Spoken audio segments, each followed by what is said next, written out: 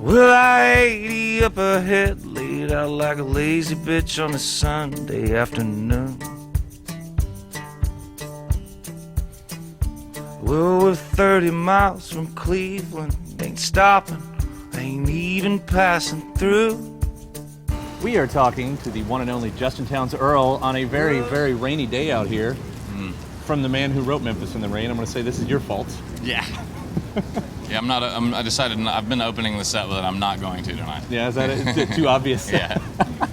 No, it's awesome to see you again, man. Yeah. What an incredible couple of years you've been having. Yeah. It's been a very interesting couple, that's for sure. Yeah, you spent the first few years of your career just kind of trying to establish yourself, and then suddenly Harlem River Blues takes off, and leading into this latest record with Nothing's Gonna Change the Way You Feel About Me Now.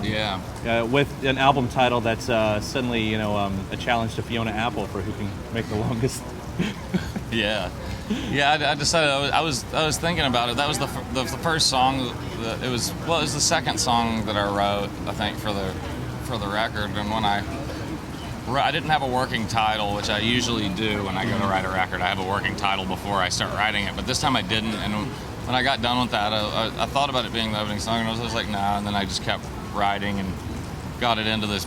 And then once I got down to time to make the record, I was just like, well, it's yeah, why not? Yeah. Why not do this? Knowing that everyone's just going to call it Nothing's Gonna Change. Yep. And that's it. But that almost even changes the whole meaning of the title, I think. When you talk about it, like, Nothing's Gonna Change. Yeah. I think that it's like bastardizing the. Well, it kind of needs. It's one of those things that has. It's a mixed message in the first place. I mean, it's in one way. The song itself is in one way a song to trying to make a woman feel bad, for sure. But then I think last year with the Harlem River Blues tour, and especially with the kind of rough beginning to it that we had, I think I also, that title also means that, I've kind of been branded since then, but it actually turned out to, it hasn't been in a bad way, but it's just like people kind of, are a little less prone to approach me these days, right? And I actually kind of dig it. Yeah. So. No, you got a reputation, and it's cool. It's a cool rock and roll reputation, is what you've got. I mean, it's been fun to see that happen. But I guess that is kind of almost the irony in it, is that you have changed. Yeah. I mean, I think that I had a really hard earned. My 20s were.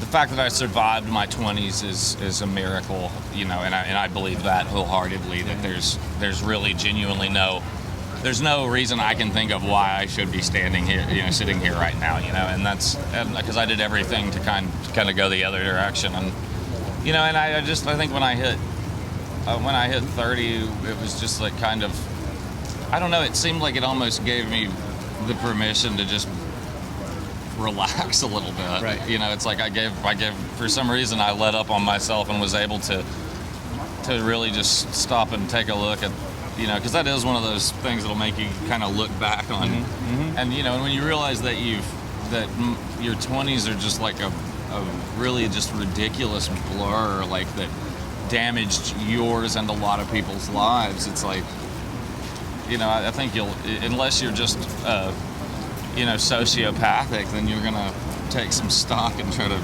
probably reevaluate things a little bit. Well, no one can say that you didn't live it. That you sucked everything you could out of a decade, right? Yeah. There, so. Yeah. I mean, and much like I did with my teens too. I mean, it's just like I kind of lived.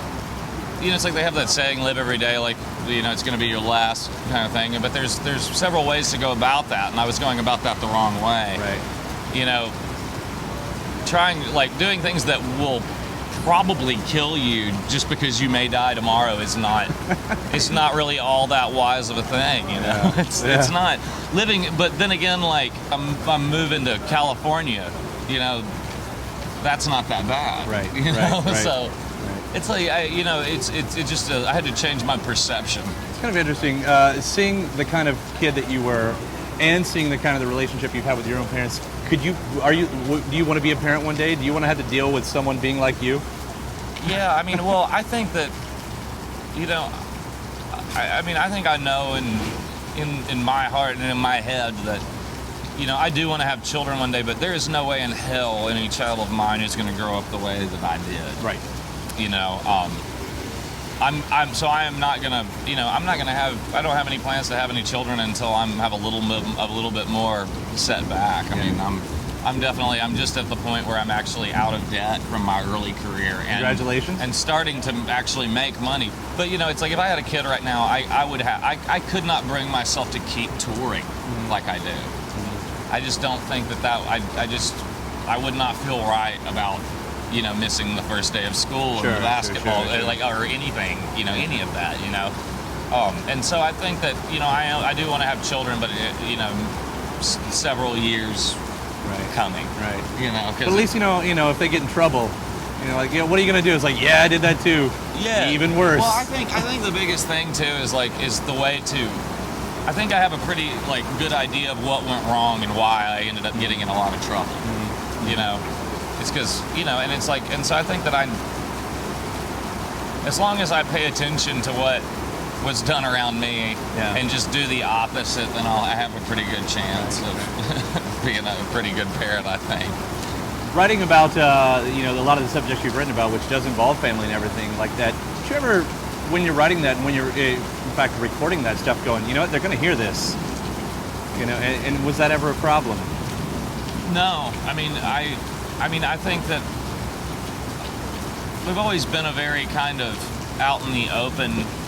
My family's always been a kind of out in the open kind of family. You know, I don't think, you know, it's like I grew up with you know, like when I was in you know, second or third grade and I hadn't seen my father in a year and a half. It's like I had kids coming in throwing newspapers down with headlines of, you know, Earl busted for heroin, and so it's like I always had to deal with it in a public format, you know, and so why shouldn't they? You know, and there's that great line in Moving On where, you know, you're talking to your mom and you both pretend you don't know why. Yeah. You know, but it's all written there, I guess. So. Yeah. Well, I think it's, you know, that's kind of like. To my mom and to all kind of, you know, especially Southern mothers, you know, they're very much they'll talk all about their children that they want to, but by God, if anybody else does, you know, it's gonna be trouble, you know, and that's. I know all about that. Yeah. Oh yeah, and that's Well. Nothing's Gonna Change is a great record. You know, it's documented now. You kind of go in with the, you know, that Stax sound, you know, the Memphis sound. It was recorded so fast. The entire thing was done so fast. I have to wonder, are you already kind of looking forward to the next one? Yeah. Well, I mean, I'm kind of. I have several songs. I kind of write songs in groups. There'll be three or four going at once, and I do that, and so I have about 3 or 4 songs going right now, and I know I am writing a new record. When it'll be, I don't have any projections for when we'll be in the studio. You know, I like to make each record. You know, I want to do something, you know, challenging. You know, and so I think, you know, this record I'm gonna dive a little deeper into, you know, the primitive, the roots of what became rhythm and blues music. Mm-hmm. You know, why the Delta made its way north, and, you know, and why country music slid west. Mm-hmm. and why, you know, it's like it's a thing that I have a good understanding of, and it's I think it's something that my records have. I've always kind of seen them as just basically you know, it's just like a study of American music. Yeah. You know, it's just showing the roots. You know, trying to show where it comes from, and, you know, because any songwriter that says that nobody can find where their bodies are buried is probably not a good songwriter. Right. You know. Justin Townes Earle, the music historian. So many careers are laid out in front of you. Yeah, no. Well, thank you for the music, every bit of it so far, because the records, every single one of them, you know, it's amazing the layers that are on them. You know, when you listen to them and you hear the rhythm and melody to begin with, and then you get into the lyrics and everything that's happening. So well, thank you so much, and thanks for your support. Yeah, it's been great, dude. All right, good to see you again. Yeah, good to see you.